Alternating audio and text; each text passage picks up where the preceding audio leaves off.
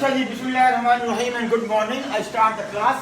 देखिए आज की क्लास में basically what we are doing, we start from the scratch, we start from the transition and we go till the financial statement. तो मैं जो आपसे बात कर रहा था वो ये बात कर रहा था कि accounting is a subject of social sciences. All the subjects all over the world are divided into two sciences, pure sciences and social sciences. And the mother subject of social sciences is economics. When you drop down economics, you find financial economics, and financial economics का एक subject है, and that is called accounting. Accounting की दो types है हमारे पास, number one financial accounting and number two management accounting. Financial accounting में दो इंपॉर्टेंट बातें, number one is financial recording and number two financial reporting. So when we want to understand that what is the concept of financial recording, we start with the transaction. A transaction is a financial information। जिन लोगों ने नहीं लिखा और लिख रहे हैं, और जो खाली बैठे हैं यूं करके और जनाब यूं करके वो अपना रजिस्टर निकाल लें ताकि उसमें लिख सकें साथ साथ। फाइनेंशियल रिकॉर्डिंग की बात और ट्रांजैक्शन की बात हो रही है। A transaction is a financial information. A transaction is a financial information which must be in past with the money value. तो मैं लिख भी देता हूँ जनाब, ट्रांजैक्शन TRANSACTION। ट्रांजैक्शन में दो इंपॉर्टेंट बातें हैं। ये बहुत इंपॉर्टेंट बात है कि दो इंपॉर्टेंट बातें हैं। नंबर वन, ये पास्ट में होगी। This financial information must be in past and in the money value, और ये मनी वैल्यू में होगी, and then we can say that is the transaction. अब हम कुछ ट्रांजैक्शन उठाएंगे तो हमारे पास एक कॉन्सेप्ट है कि accounting cycle. So what exactly we need to do. हमें क्या करना है बेसिकली? हमें ये करना है कि जब हम बात करेंगे तो हमें ये पता होगा कि डेटा ट्रैवल करेगा। कैसे करेगा डेटा ट्रैवल? कि सबसे पहले हमारे पास ट्रांजैक्शंस होंगी, उन ट्रांजैक्शन से हम सोर्स डॉक्यूमेंट बनाएंगे, सोर्स डॉक्यूमेंट से डेटा आगे जाएगा जनाब डे बुक्स में, डे बुक से डेटा आगे जाएगा कहाँ पर? डे बुक से डेटा जाएगा आप लेजर्स में, उसमें टी अकाउंट खोलेंगे, फिर ट्रायल बैलेंस, यहाँ पर हमारी हो जाएगी जनाब वाली रिकॉर्डिंग। एक होती फिजिकल वर्ल्ड और एक होती वर्ल्ड ऑफ आइडियाज। इन दोनों बातों में डिफरेंस है। मिसाल के तौर पे मैं आपको बताऊं, देखिए ये जो ऑब्जेक्ट पड़ा हुआ है, this object is called a table. देखिए गौर से, ऐसा होता है टेबल, आपने गौर से देख लिया, रट्टा मार लिया, दैट इज फिजिकल वर्ल्ड। लेकिन अगर मैं आपसे बात कहूं world of objects, world of idea, not object, world of idea, इसका मतलब I am discussing about a table in conceptual way. कि देखिए टेबल कैसे होता है कि सबसे पहले उसके ऊपर you will find a surface, उसके कुछ ड्रॉज हो सकते हैं, कुछ ड्रॉ नहीं हो सकते। अगर आपको ये बताया कि एक टेबल ऐसी होती है जिसमें ड्रॉ होते हैं, तो इसको देख के तो आप कहेंगे नहीं कि दिस इज अ टेबल। तो what I am doing, I am creating concept in your mind. You're supposed to create a concept. You're supposed to imagine about something. That is basically what? That is basically a table. एक table ऐसी होती है, इसका concept आप देखें तो फिर किसी भी कलर की टेबल होगी उसको आप समझ जाएंगे दैट्स अ टेबल। चाहे उसमें ड्रॉ हो, चाहे ड्रॉ ना हो, चाहे वो डाइनिंग के लिए इस्तेमाल की जा रही हो, चाहे वो कंप्यूटर को रखने के लिए इस्तेमाल की जा रही हो। तो कॉन्सेप्ट को क्लियर करना और कॉन्सेप्ट को डेवलप करना जो है वो बेसिकली इंपॉर्टेंट काम।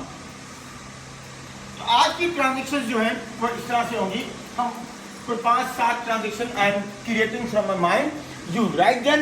और उसके लिए करना ये होगा कि आपके पास आपके रजिस्टर में बहुत सारे पेजेस खोलने होंगे। तो पेजेस खोलना शुरू करते हैं। सबसे पहला पेज, उसका नाम लिखें ट्रांजैक्शन। ये रजिस्टर का पहला पेज है, इसका नाम है ट्रांजैक्शन। ये पहला पेज है।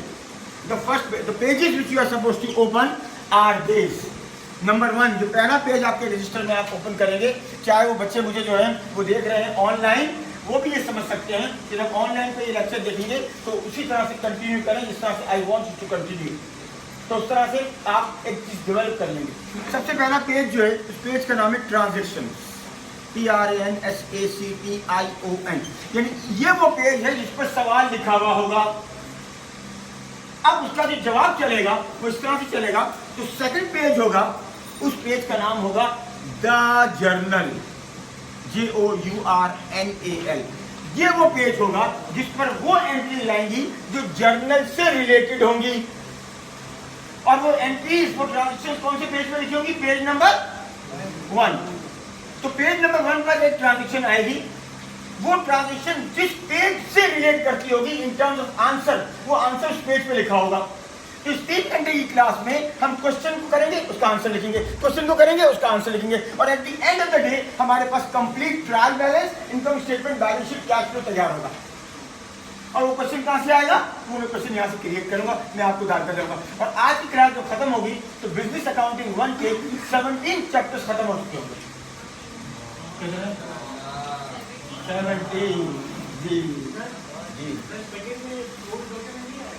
नहीं, आपकी बात बहुत बिल्कुल ठीक है। यहाँ पे सोर्स डॉक्यूमेंट हम नहीं क्रिएट कर रहे हैं जानकर, आपने बहुत अच्छा जुमला का, वेरी गुड। सेकंड पेज जो है उसको हम सोर्स डॉक्यूमेंट के लिए नहीं क्रिएट कर रहे हैं, क्योंकि वरना वो सोर्स डॉक्यूमेंट के लिए हमें एक पेज नहीं लेना पड़ेगा, कई पेजेस लेने पड़ेंगे। लेकिन मैं आपको कहता हुआ जाऊंगा सोर्स डॉक्यूमेंट की story. Good, I like it. आपका नाम क्या? अच्छा, आपके 5-6 सेक्रेटरी इस रास्ते में? गोपी भाई, ठीक है। नंबर 3 जो आप पेज छोड़ेंगे, पेज लिव करेंगे अपने रजिस्टर का, उसका नाम होगा sales day book. Sales day book. Number 4 जो आपके पास पेज होगा, ये पूरे पेज पे टाइटल डालते जाएं और पेज ब्लैंक छोड़ते चले जाएं, पेज पलटते जाएं, तो देखें ये पेज इसका, ये पेज इसका, and you will go like that. Page number 4 जो आपके पास होगा उसका नाम होगा sales return day book. Page number 5 पर आप जब जाएंगे और उसमें पेज नंबर डालते रहिए, ताकि मैं आपको कहूँगा go to page number 4, go to page number 5, go to this page, तो आप उस तरह से वहाँ जंप करके जाएंगे। और ये किसी एक रजिस्टर पे, किसी एक पेज पे ये सारी दास्तान नहीं लिखनी, आपकी कॉपी के मुख्तलिफ पेजेस पर आप जाते जाएं और वहाँ लिखते जाएं। पेज नंबर 5 जो आपका होगा, उस पेज नंबर 5 का नाम होगा purchase day book. Purchase day book. The another name of that page could be purchase journal। उसका नाम परचेज जर्नल भी हो सकता है, उसका नाम परचेज डे बुक भी हो सकता है। जैसे एक बच्चे के 2 नाम हैं, अब्बा कह रहे हैं पप्पू, अम्मी कह रही है मुन्ना, और उसी कह रहे हैं शैतान का बच्चा। तो बॉर्डर लाइन क्या है, इस तरह जिंदगी में खुशियाँ होती रहेंगी। छठा जो पेज है, पेज नंबर 6, हर आदमी लिखेगा। It's very important, her student लिखेगा। ये नहीं सर मैं कल कॉपी कर लूंगा, मैं कल नहीं, आज किताब का टाइटल है पावर ऑफ नाउ। मेरी थ्योरी है दिन थ्योरी, डू इट नाउ। कल का क्या पता कल होना हो, शाहरुख खान ने भी कहा था। आज की बात करेंगे, है ना। कल तक क्या हुआ था, पास्ट, हम उसको चेंज नहीं कर सकते। कल क्या होगा हमें पता नहीं है। हमारे पास आज, इस वक्त हम जिंदगी शेयर कर रहे हैं एक दूसरे के साथ। This is the most important time, तो मेरे साथ लेके चलेंगे। इसके बाद छठी जो डे बुक होगी उसका नाम होगा purchase return journal. Purchase return journal का जो दूसरा नाम होता है, वो दूसरा नाम कहलाता है जनाब आली return outward journal. Return outward journal. और जो सेल्स रिटर्न होती है उसका दूसरा नाम होता है रिटर्न इनवर्स जर्नल। इनको जर्नल भी कहते हैं, and these are called day books as well. 6 page हो गए भाई, खुशियां यहाँ तक। पेज नंबर 7 और 8 किताब की सूरत में यूं खुलेगा, जैसे किताब कैसे खुलती है, ऐसे खुल कर बताए मुझे किस तरह से। 7 और 8 कैसे, ऐसे ये बुक खुल जाती है। वो रशीद बंगाली ऐसी मछली भी बनाता है, कहता है बुक के स्टाइल में मैंने मछली बनाई है चेमाड़ी पर, है गिल मछली। वो कहता है बुक की सूरत में खोल देता हूँ, बड़ी डिलीशियस दिखाई है। 7 और 8, पेज नंबर 7 एंड 8, इसका नाम होगा कैश बुक। इसका क्या नाम होगा भाई, कैश बुक। ये चैप्टर नंबर 13 है आपके पास फ्रैंकफुट अकाउंटिंग में, बिजनेस अकाउंटिंग में फ्रैंकफुट, बताते जाऊंगा आपको। पेज नंबर कौन सा होगा, 7 एंड 8, नाम है कैश बुक। Cash book. अच्छा जी, कहाँ तक चले हम चले जनाब, सेल्स जर्नल हो गया। 1 2 3 4 5 6 डे बुक्स होती हैं हमारे पास। वो 6 डे बुक्स मैंने यहाँ लिखी, यहाँ के सब लोग मेरे साथ खुशियाँ मना रहे हैं। Very good. कितनी डे बुक्स हैं, 6। बाद वक़ात sometimes some organization they do not maintain 6 day books, they maintain only day books, 2 day books।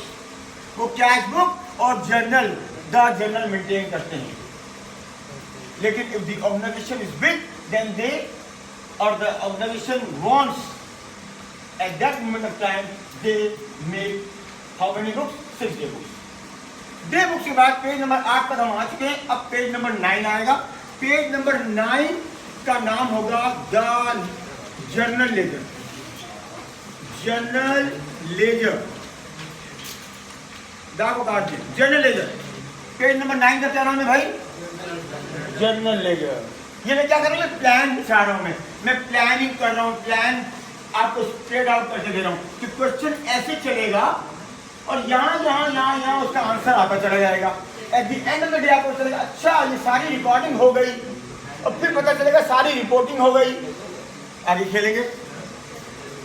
Page number 9 के बाद जर्नल लेजर के बाद पेज नंबर 9 के बाद पेज नंबर 10 जो है इसका नाम होगा सेल्स लेजर.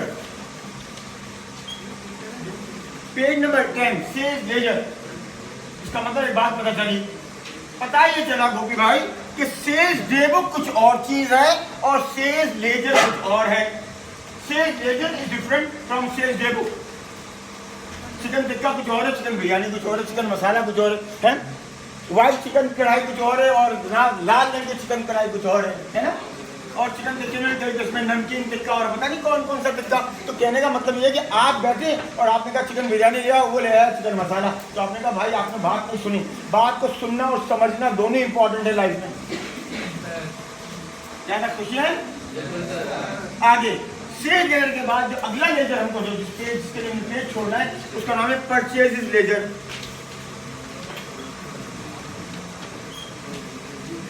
क्या नाम है भाई? Purchase laser. परचेज लेजर सही कहा आपने. जबरदस्त आदमी है. परचेज लेजर के बाद नेक्स्ट स्टोरी जो होगी वो होगी जनाब Ali page number 12 trial balance. TRIAL BALANCE trial balance. जहां ट्रायल बैलेंस खत्म होगा वहां हमारी स्टोरी जो है वो रिकॉर्डिंग की खत्म हो जाएगी. रिकॉर्डिंग हो गई. अब आपको साथ साथ ये पता होना चाहिए कि आपकी बुक में कौन सा टॉपिक किस उसका पेज कौन सा टॉपिक नंबर है. मिसाल के तौर पर आपके पास अगर आप ये चाहते हैं कि इन सारे टॉपिक का रिव्यू करें before you go one by one in one topic, तो सबसे पहले आपको चैप्टर नंबर 11 पढ़ना पड़ेगा. तो आप एक पेज अलग से लें, उसमें लिखिए रीडिंग ऑर्डर. वो जो आपको घर पर पढ़ना है अलग से पेज पे ले लें. Reading order. रीडिंग ऑर्डर कुछ इस तरह से चलेगा कि चैप्टर नंबर 11 सबसे पहले चैप्टर नंबर 11 पढ़ लें. जी भैया. ये जो है ट्रायल बैलेंस है जी. तो इसके लिए बस एक ही पेज. वरना अगर 2 होते तो मैं 2 बताता. देखिए यहाँ पर 2 थे तो मैंने 2 बताए थे. Thank you. Okay chapter number 11 पढ़ेंगे. चैप्टर नंबर 11 के बाद चैप्टर नंबर 12 नहीं पढ़ना. चैप्टर नंबर 13 पढ़ेंगे. 13 चैप्टर का नाम है कैश बुक. ये रीडिंग ऑर्डर चल रहा है. चैप्टर नंबर 13 जो है कैश बुक. देखिए डिग्री या आप लोगों के साथ जो है वो बड़े चैलेंजेस हैं भाई. आप लोगों को ये पता होना चाहिए कि अगर आपने सही तरीके से डिग्री नहीं ली यानी कि डिग्री फ्री में ले ली यानी बगैर पढ़े लिख दी तो मेरे ऐसा बंदा मिलेगा आपको इंटरव्यू लेने वाला. ओके 90 लेके जाना अकाउंटिंग में जबरदस्त. और 90 लाने वाला तो बड़ा मसले में फंस गया. उसको सारी अकाउंटिंग आती है. 90 लेकर आइए भाई. 90 नंबर वेरी. फिर अकाउंटिंग में 4 सवाल पूछे नहीं बताए आपको बाद में बता दीजिए. आपकी जाओ खाइए नहीं वो बात कभी नहीं आएगा. You have to prove yourself. Market is shortcut. Market में वो खड़ा हो सकता है जिसके पास स्किल्स हो. आज मैं आपको कौन से चैप्टर से लेकर चल रहा हूँ? चैप्टर 1 से लेकर चल रहा हूँ. चैप्टर 17 तक कंप्लीट हो गया सारा का सारा. पढ़ने का काम आ गया आपके पास सारा के साथ. अभी आप पर डिपेंड करता है कि आपने टाइम निकाल के नहीं पढ़ा तो जिंदगी तो गुजरेगी भाई. हर दिन नया दिन आएगा. चैप्टर नंबर 13 आपने यहाँ से कर लिया. मैं इनको टिक भी करता जाता हूँ ताकि पता चलता जाए क्या हो गया. ये 7 और 8 पे चैप्टर नंबर कैश बुक लिखा हुआ है. चैप्टर 13 पढ़ेंगे समझ में आ जाएगा. चैप्टर नंबर 14, 15, 16 और 17 कौन से? 14, 15, 16, 17 इन टॉपिक्स को कवर कर रहे हैं. मैं यहाँ पर टिक कर रहा हूँ. Journal, sales day book, sale return day book, purchase return day book और परचेज रिटर्न डे बुक और purchase day book. I repeat purchase day book, purchase return day book, sales day book, session day book और journal, 5 chapters को जो cover कर रहे हैं वो कर रहे हैं। चैप्टर नंबर 14, 15, 16, 17, ये 4 चैप्टर पढ़ लेंगे तो आपका 5 बुक्स का आइडिया हो जाएगा। मैं समझा के जाऊंगा पहले। जनाब अली मैंने क्या क्या कर लिया, मैंने आपके पास अब सिर्फ रह गया कौन सा, अब रह गया जनाब अली ट्रांजिशन। ट्रांजिशन जो है उसको समझने के लिए आपको पढ़ना पड़ेगा चैप्टर नंबर 1, 2 और 3। ये 1, 2 और 3 पढ़ लेंगे तो आपको ट्रांजिशन का चल जाएगा 1, 2 और 3। एक आइडिया लेने के बाद दोबारा से तरफ पीछे आएंगे। चैप्टर नंबर 9, 10 और 11 को पढ़ने के लिए चैप्टर नंबर अगर 5 पढ़ेंगे तो आपको समझ में आ जाएगा। चैप्टर 5 में आपको बताया जाएगा कि how do we make the key accounts. Chapter 5 will tell you how do we make the key account in ledgers. Account ledger के अंदर होते हैं, 3 लेजर्स होते हैं, GL, SL, PL। अब इनकी इंडिविजुअल बातें भी होंगी। इसके बाद आगे चैप्टर नंबर 6, ट्रायल बैलेंस को पढ़ने के लिए पढ़ना है चैप्टर नंबर 6। तो जरा देखिए हमने कितने चैप्टर पढ़ लिए। हमने चैप्टर ये पढ़ लिए 1, 2, 3, 4 नहीं पढ़ने को कहा मैंने, 1, 2, 3, 5 में पढ़ने होगा, 6 महीने को पढ़ने होगा, 1, 2, 3, 5, 6, 4 नहीं का, 7, 8 नहीं का, 9 नहीं का, 10 नहीं का। 10 का मैंने आपको असाइनमेंट दिया था, अकाउंटिंग कॉन्सेप्ट। 11 चैप्टर नंबर 11 मैंने आपको बताया पढ़ने के लिए, ओवरऑल आइडिया।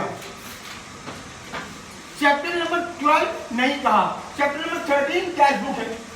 चैप्टर नंबर 14, 15, 16 और 17 ये पढ़ेंगे, सारी डेट समझ में आ जाएंगी।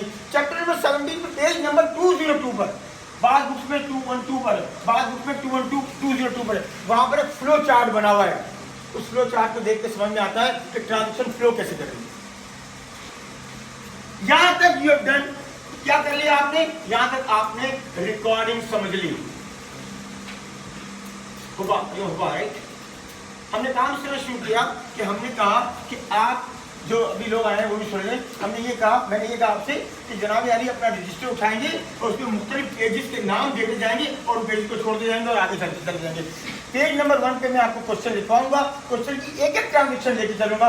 हर ट्रांजेक्शन जिस जगह जा रही होगी उस ट्रांजेक्शन को पहले वहां रिकॉर्ड करेंगे और फिर पीछे आ जाएंगे। ट्रांजेक्शन नंबर 2 लिखेंगे, फिर ट्रांजेक्शन नंबर 2 को रिकॉर्ड करेंगे, पोस्ट करेंगे, फिर पीछे आ जाएंगे। फिर ट्रांजेक्शन नंबर इस तरह से हमारी रिकॉर्डिंग कंप्लीट हो जाएगी। उसके बाद हम करेंगे रिपोर्टिंग और रिकॉर्डिंग के दरमियान एक चीज आती है दैट इज कॉल्ड एडजस्टमेंट। तो अगला पेज जो आप छोड़ेंगे, पेज नंबर 13, उसका नाम होगा एडजस्टमेंट्स। एडजस्टमेंट को समझने के लिए चैप्टर नंबर 27 पढ़ेंगे तो एडजस्टमेंट समझ में आ जाएगी। उसके बाद आपको पढ़ना होगा, उसके बाद अब हम रिपोर्टिंग में आ गए ना। रिपोर्टिंग में जी भैया यू राइट, चैप्टर नंबर 27 सही कहा, जबरदस्त आदमी है। चैप्टर नंबर 27 एक दफा सुनना गुड। इसके बाद जनाब अली हमें जो पढ़ना है वो पढ़ना है इनकम स्टेटमेंट, बैलेंस शीट और cash flow. So income statement जो है वो अब हम रिपोर्टिंग के अंदर मौजूद है।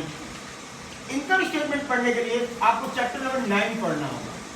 चैप्टर नंबर 7 और 9 जो है वो आपको बताएगा इनकम स्टेटमेंट किसे कहते हैं। इसके बाद बैलेंस शीट बनेगी। चैप्टर नंबर बैलेंस शीट के लिए पेज नंबर 15 छोड़ दें और ये जो है चैप्टर नंबर 8 और 9 पढ़ेंगे तो बैलेंस शीट समझ में आ जाएगा। रिपोर्टिंग स्टार्ट होती है एडजस्टमेंट के बाद। और इसके बाद आप जो है अगला पेज छोड़ दें, उस पेज का नाम है cash flow. Statement of cash flow chapter आपको जो है पेज नंबर 16। इसका मतलब जिस सवाल मैं आपको लिखवाने जा रहा हूं उसका सवाल लिखा होगा पेज नंबर 1 पे, लेकिन उसको सवाल कितने पेज पर होगा याद है? 16 पेज पर सॉल्व। ठीक है, अब मैं थोड़ा सा बैकग्राउंड बताते चला जाता हूं आपको इन पेजेस का। You can be attentive. Lecture record हो रहा है, वो अपलोड हो जाएगा आपके पास यूट्यूब पे, आप वहां से देख सकते हैं आप। और LMS पे जी आपको कुछ सवाल है? दोबारा रिपीट नहीं होता, एक ही दफा होता है रिपीट। सर रिपीट कर दीजिएगा। हम शुरू करते हैं, सारे लोग बोर्ड पे आ जाए। Look at the board everybody. देखिए मैंने एक चीज को प्लान आउट किया है, एक चीज का मैंने प्लान किया है कि आज की क्लास 3 घंटे की कैसे चलेगी। आज की क्लास को चलाने का सबसे पहले ऑब्जेक्टिव क्या होना चाहिए। किसी भी चीज का जिंदगी में ऑब्जेक्टिव पता होगा तो हम उस तरह से जाएंगे। If you do not know where you want to go, if you do not know where you want to go, you will go at a place where you never wanted to go. अगर आपको नहीं पता कि आपको कहाँ जाना है तो आप किसी ऐसी जगह चले जाएंगे जहाँ आपको नहीं जाना होगा। मिसाल के तौर पर आप बाहर निकले, आपका नाम क्या? अब्दुल बासित। जहाँ जाना है अब्दुल बासित बाहर निकले और जनाब एक रिक्शा वाला आया या टैक्सी वाला आया, इनको जाना था कहाँ रहते हैं आप? नॉर्थ नाजाबाद में रहते हैं। और ये टैक्सी में बैठ गए और उन्होंने पूछा कहाँ जाना है, उन्होंने कहा नॉर्थ नाजाबाद, वो घर पहुँचाएगा। और ये बैठे उन्होंने कहा कहाँ जाना है, उसको पूछा तो कहीं भी ले चलो, तो केमाड़ी ले गया। If you do not know where you want to go, you will go at a place where you never wanted to go. तुम जाने नहीं चाहते थे, उधर पहुंच गए, क्यों? तुम्हें पता नहीं था भाई। तो you must know. तो बॉटम लाइन कैसे हुई? बॉटम लाइन कुछ इस तरह की होगी। अब जो लोग रजिस्टर नहीं लेकर आए, जो लोग कैलकुलेटर नहीं लेकर आए, ये वो लोग हैं जो जंग पे चले गए, बंदूक घर पे और नारे लगा रहे हैं अल्लाह अकबर अल्लाह अकबर। ये ऊपर चले जाएंगे, ये आराम से ऊपर जाएंगे भाई, वो मारने का छक करके।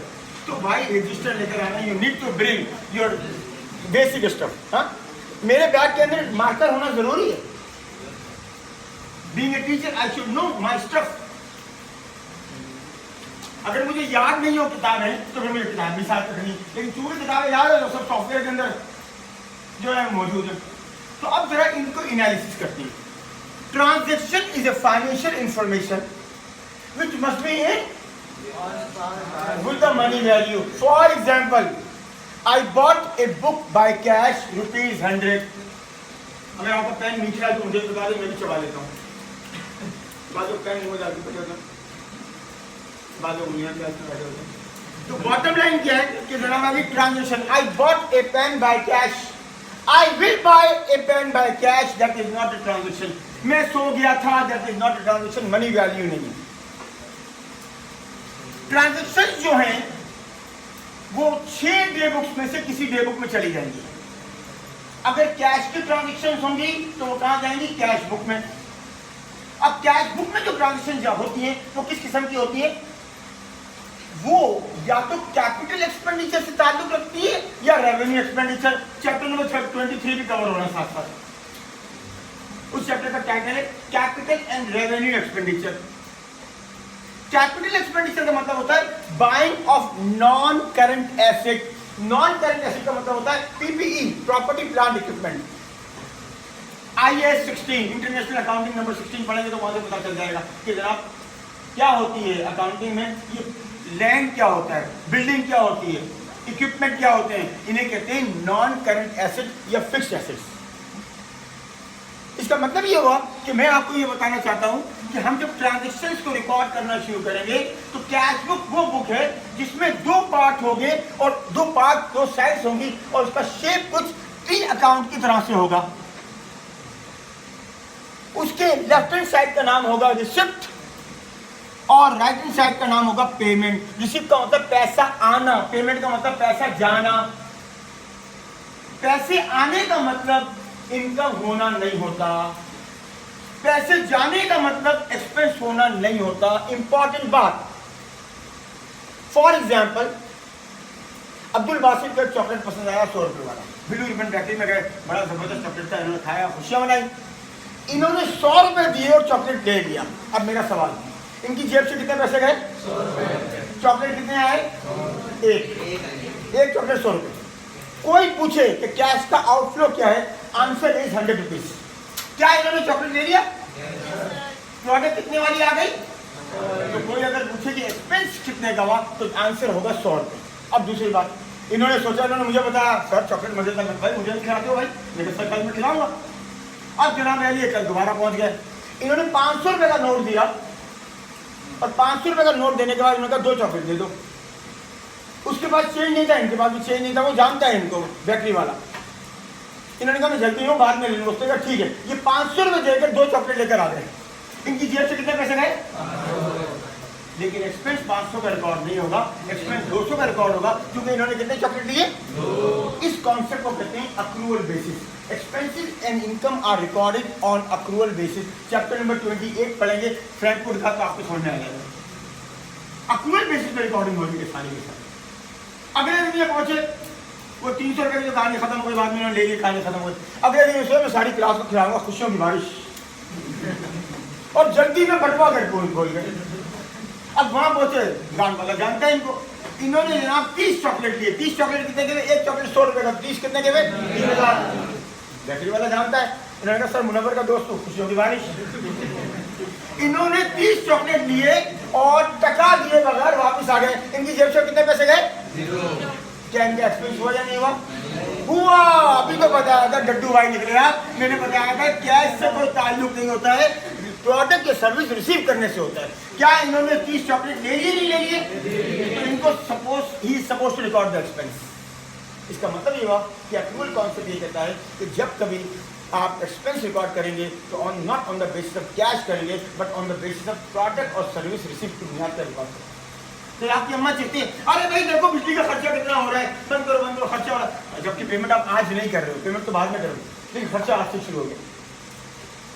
इसे क्या कहते हैं? Accrual concept. तो आपने चैप्टर नंबर 13 में जो सीखना है, जिसका नाम कैश बुक है, उसमें ये सीखना है कि पैसा आना और पैसा जाने का मतलब इनकम और एक्सपेंस नहीं होता, वो रिसीट और पेमेंट होती है। अब रिसीट एंड पेमेंट दो किस्म की है, कैपिटल एक्सपेंडिचर या revenue expenditure.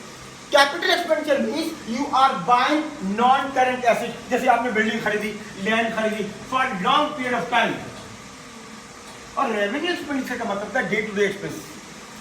Day to day expense का मतलब हुआ आपने बिजली का बिल पे किया, हीट, लाइट, ये सारे एक्सपेंसेस जो हैं जिनमें कैश का आउटफ्लो भी हो रहा हो और प्रोडक्ट भी रिसीव कर रहे हो, दीज और डे टू डे एक्सपेंसेस हो ऑर्गेनाइजेशन के।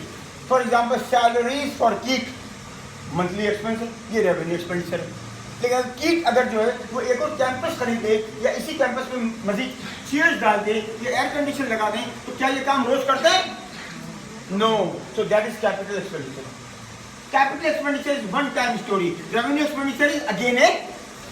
लेकिन एक्सपेंस का मतलब इनकम, एक्सपेंस का मतलब पेमेंट नहीं होता। इसी तरह दो किस्म की इनकम होती है। अगर मैं अपनी कार बेच दूं तो पैसे आएंगे नहीं आएंगे? वो पैसे जो आएंगे वो कहलाएगी कैपिटल रिसिप्ट। क्या मैं कार रोज बेचता हूं? अगर कार के शोरूम वाला कार बेचे तो कार रोजाना बेचता है ना, हर मंथ, उसके लिए रेवेन्यू रिसिप्ट। मेरी रेवेन्यू रिसिप्ट क्या है?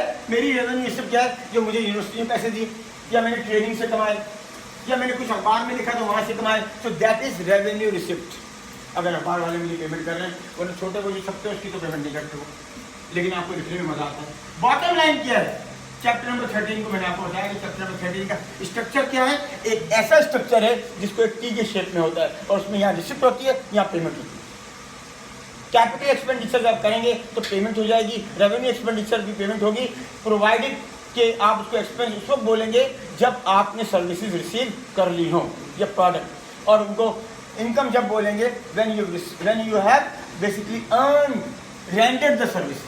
इस क्लास के बाद मेरी इनकम हो गई आज की, आज पैसे कमा लिए, तो क्या जाते हैं मुझे चौकीदार साहब जो हैं वो पैसे हाथ में देंगे? लेकिन मेरी इनकम हो गई क्योंकि मैंने सर्विसेज प्रोवाइड कर। इसके बाद है हमारे पास चैप्टर नंबर 60। इसके बाद अगला चैप्टर जो है यहाँ पेज नंबर 3 पे, that is sales day book.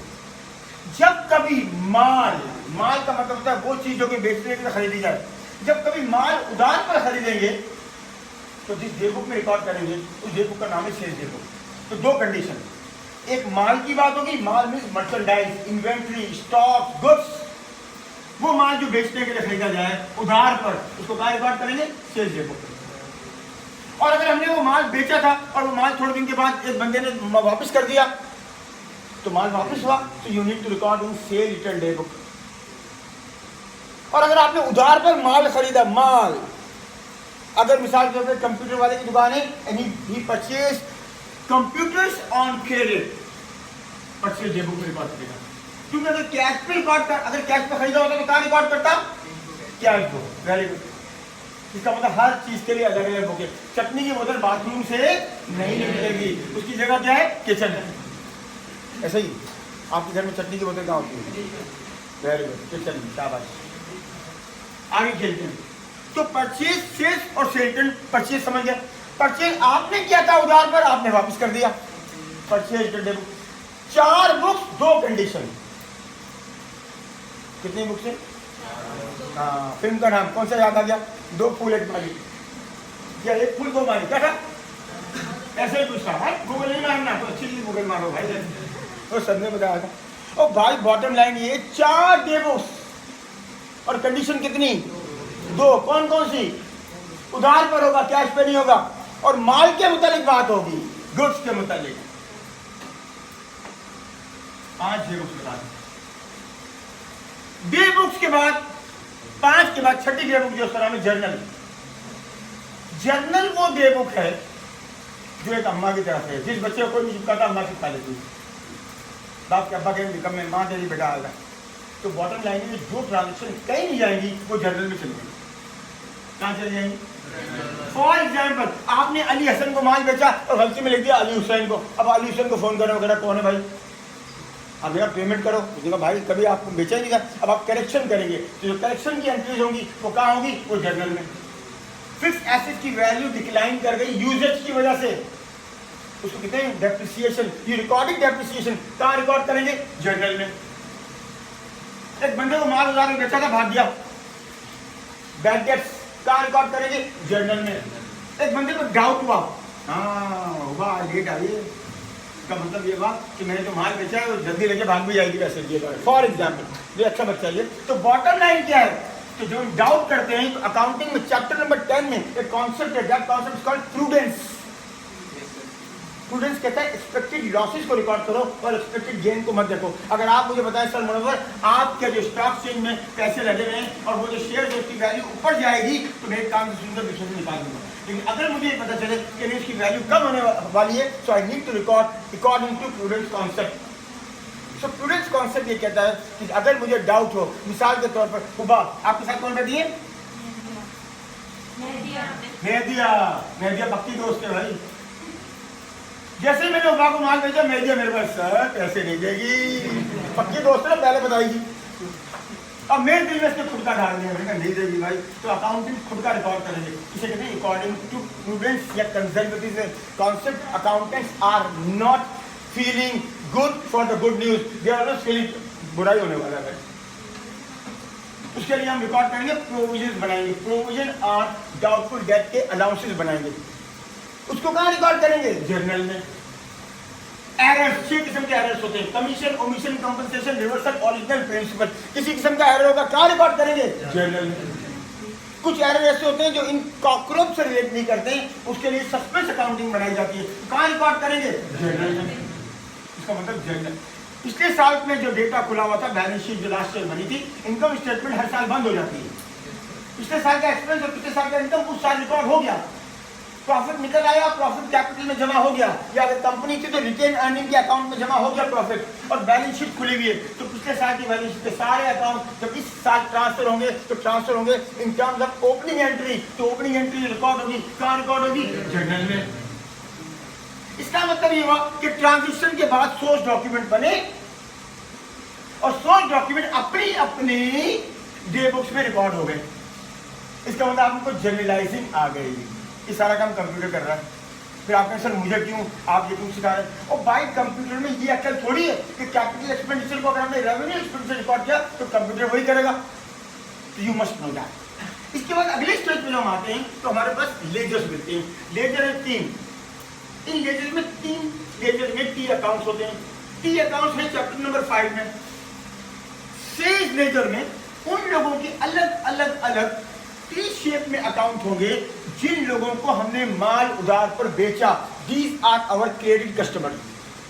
कभी ऐसा हो दिया कि आप कैंटीन गई हो, आपने समोसा खाया, पैसे दिए हो, उस जगह नाम लिखवा दो रजिस्टर में, नहीं हुआ क्योंकि आपने पेमेंट कर दी। लेकिन अगर कोई शख्स जाता है और कहता है कि जनाब मुझे एक बिस्किट का डब्बा दे दें उधार पे, तो वो आपका नाम लिखेगा because of you are buying on credit. तो जो उधार के सप्लायर हैं, सप्लायर्स, उनका नाम हम जिस मोटी किताब में मुख्तलिफ लोगों के अकाउंट खोल के हम लिखते हैं उसका नाम होता है परचेज लेजर। जो क्रेडिट कस्टमर्स हैं उनके अकाउंट जो होते हैं वो अलग अलग खोल के रखते हैं, उनका नाम होता है सेल्स लेजर। और इसके अलावा तमाम नॉमिनल और रियल, रियल का मतलब एसेट्स, नॉमिनल का मतलब एक्सपेंस या इनकम अकाउंट, वो सारे हम जिस जगह खोलते हैं उसका नाम होता है जनरल लेजर। इसका मतलब data goes, data go, data जमा है, सिंगुलर है data, data go from day books to ledgers. तो कहानी क्या बनी? कहानी कुछ यूं बनी, transactions, source documents, day books, ledgers. अब अगला स्टेप जो है वो ये है, चैप्टर नंबर 5 जब आपने पढ़ा तो आपको पता चला कि अगले स्टेप में आपने क्या करना था, कि अगले स्टेप में आपने उन की अकाउंट से बैलेंसेस निकालने हैं और वो बैलेंसेस एक लिस्ट में लिख लेने हैं। उस लिस्ट का फॉर्मेट होगा, 3 कॉलम होंगे। पहले कॉलम का नाम होगा नेम ऑफ अकाउंट, दूसरे कॉलम का नाम होगा डेबिट और तीसरे कॉलम का नाम होगा क्रेडिट। और जो टी अकाउंट में जो डेटा इंसर्ट हुआ था वो रूल ऑफ लुकस पिकोली, जो आपने एसेट्स और एक्सपेंस जब इंक्रीज होता है तो